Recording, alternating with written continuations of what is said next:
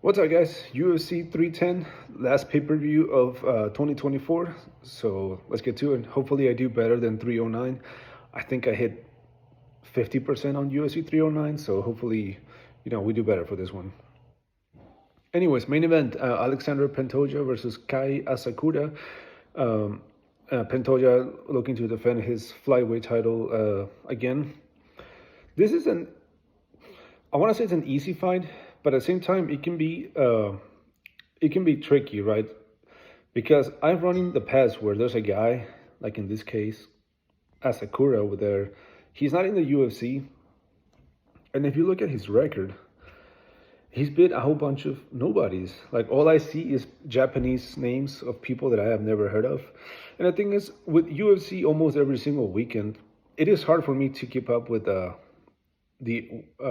with MMA outside of the UFC. I literally don't have time because I have to watch.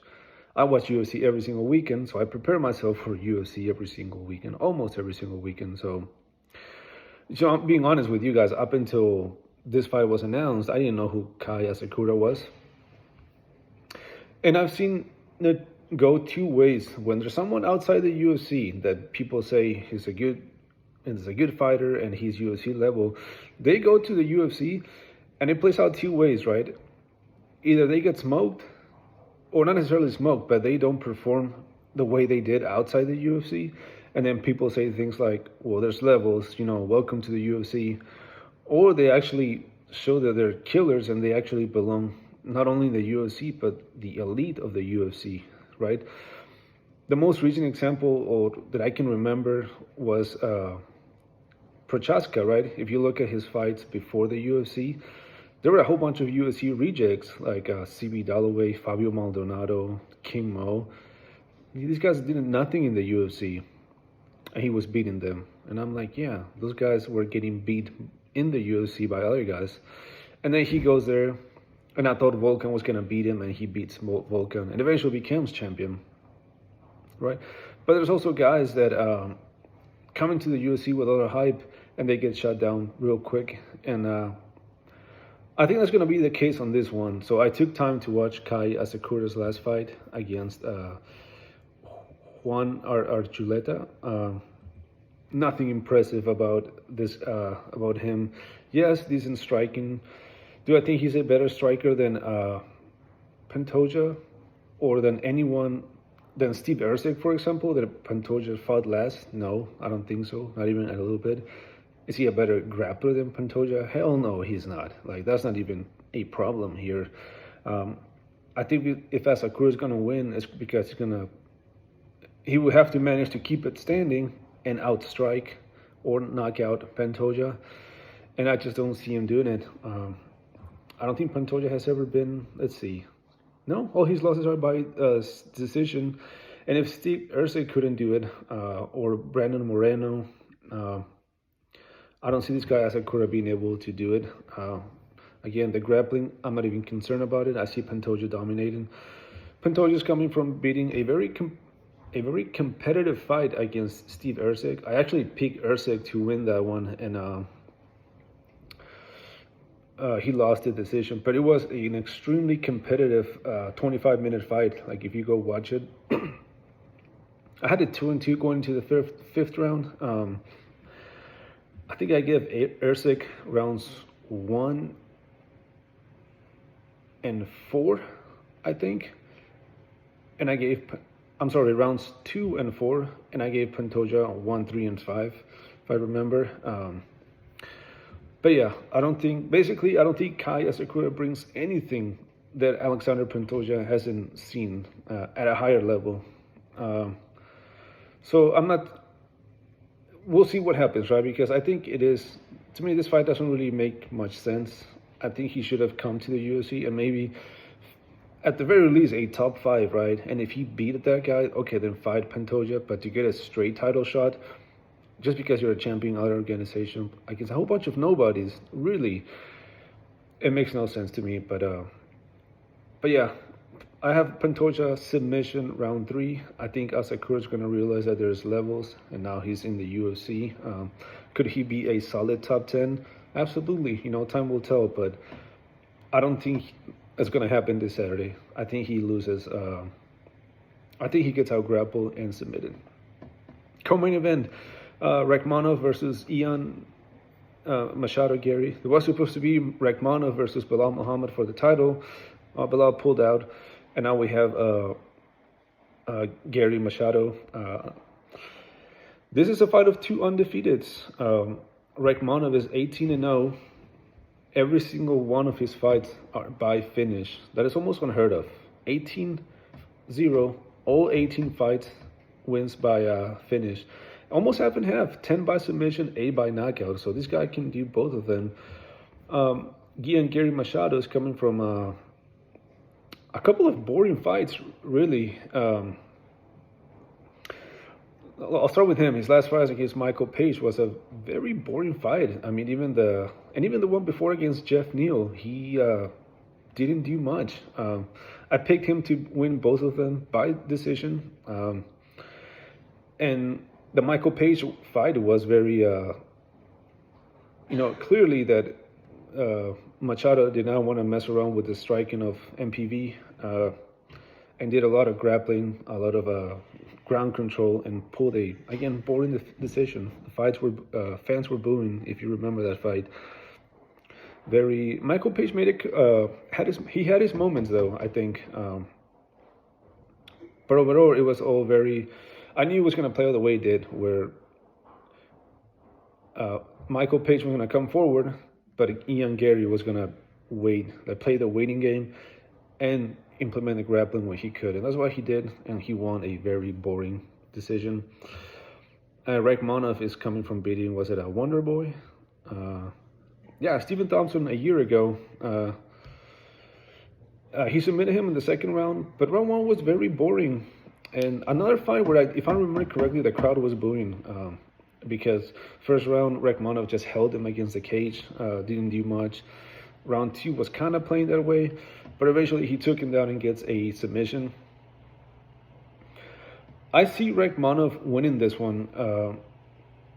With the only thing that is hard is that it's hard to pick a finish against an undefeated guy like Garry, like Ian Machado, right? The guy has never lost, so let alone it's never been finished. But at the same time, it's hard to pick a decision with the guy that is 18-0, and they're all by finish, right? So something's gonna go. Do I see Rakhmonov winning this fight and getting the finish against a guy like Garry, who can fight safe, as he's shown against Neal and MPV? No, I think the recipe here, it points, if Rakhmonov goes there and finishes Ian Garry Machado, especially if he wins in a dominant and a finish, that would say a lot about him. But I think Ian Machado can fight safe, where he can actually make it through the decision and lose the decision. I'm picking Rakhmonov to win by decision. I think this is going to be the one fight where he finally doesn't get a finish. But again, could he eventually get a late TKO?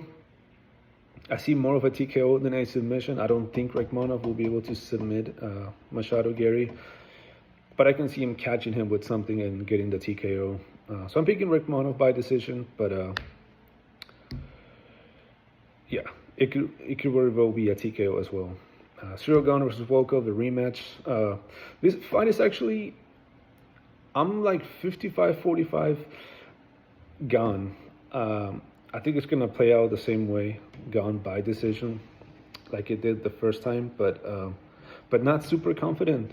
This is one of those fights where if Volkov goes there and he beats him by decision or even a TKO, I wouldn't be too shocked. I mean, this guy has 38 wins and 24 of them by knockout. The first time Gane outpaced him, outworked him, and got the decision. Volkov is coming from beating Sergey Pavlovich, a fight where I actually picked him to win. I think he was the underdog, and I thought that as long as he kept it technical and stayed away from the knockout ability from Pavlovich, he would get the win. And sure enough, he won 32. I think I gave him every single round. Cyril Gane is coming from dominating Spivak, TKO round 2. The reason why this one is competitive because do I believe Cyril Gane is the extremely better striker? I don't. I really don't.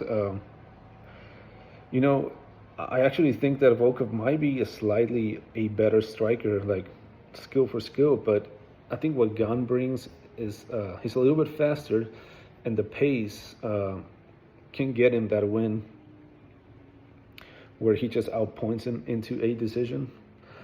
Unlike Pavlovich, I don't see Volkov being afraid of the knockout power that Cyril Gane. He hasn't really shown the ability to knock someone out with a punch. It's more usually volume that gets it done.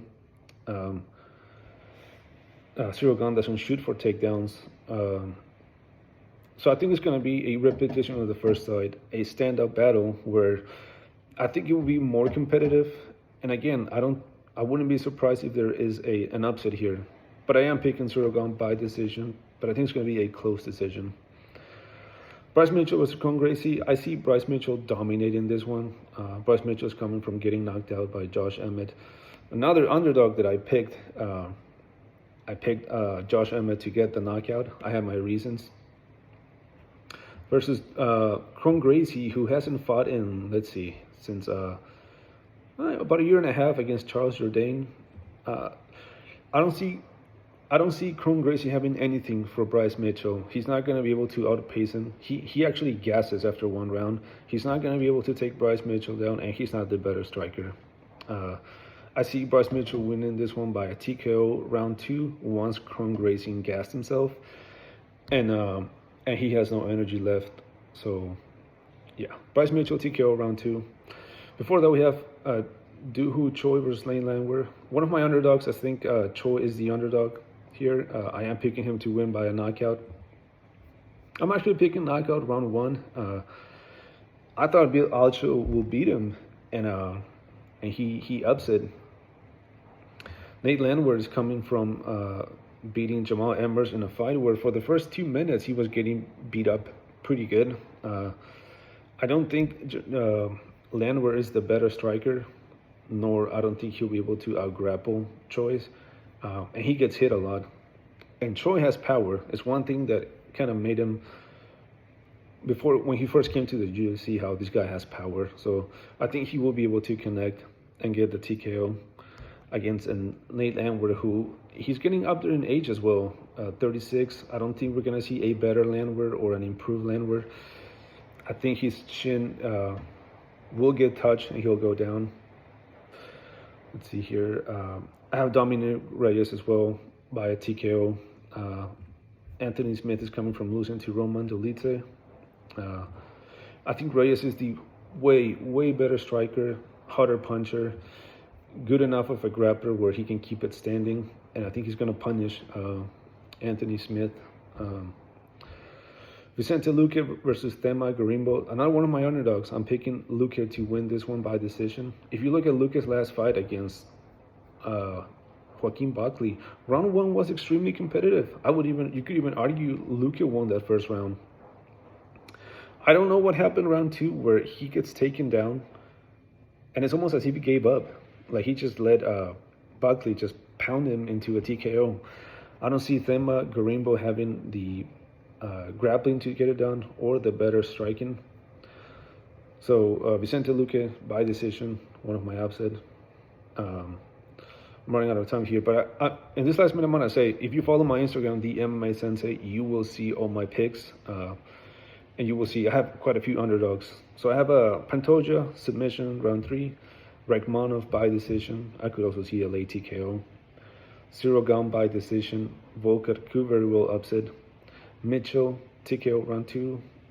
Choi TKO round 1. Dominic Reyes by TKO round 2. Vicente Luque by decision, one of my upsets. Randy Brown is also another one of my upsets by by TKO or decision. I also have Chris Weidman. I also have a Chase Hooper submission round 1, and Max Griffin, another underdog, I believe, by decision. All right, guys, have a good one.